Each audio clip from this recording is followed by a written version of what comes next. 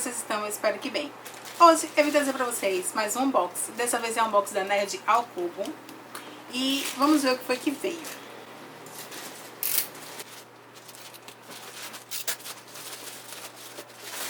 Dessa vez, o tema da Nerd ao Cubo foi animes.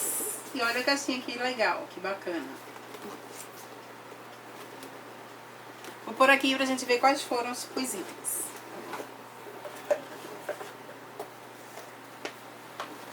A revistinha da Nerd ao Cubo. E vamos aos itens.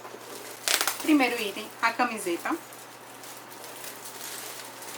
Guerreiro das Esferas. Olha que bacana.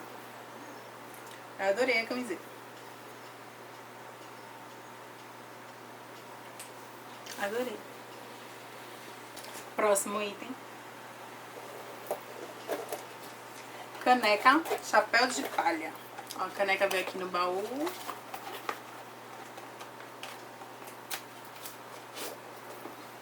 Ai, que bacana.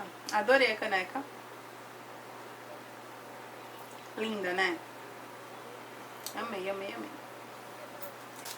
O próximo item foi um mangá. King of Sidonia. Sim, assim. Esse foi o mangá. O próximo item foi uma esfera, uma bolinha. Deixa eu abrir pra vocês. Uma bolinha.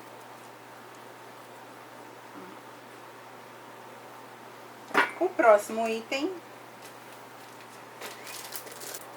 foi uma nuvem voadora, uma tag, gente. Isso é bacana pra quem viaja. Tipo eu. Vou mostrar pra vocês a tag de uma nuvem. Aqui atrás, ó. Adorei.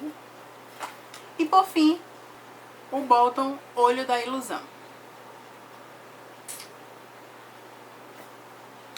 E foi isso, gente, que veio na caixinha. Olha só o layout interno da caixa. Que lindo.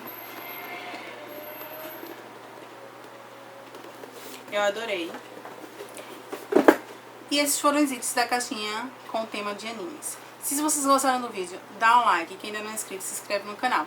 E quem quiser adquirir a Nerd ao Cubo, eu vou estar deixando aqui na descrição do vídeo como vocês podem fazer. Beijos, até mais. Tchau, tchau.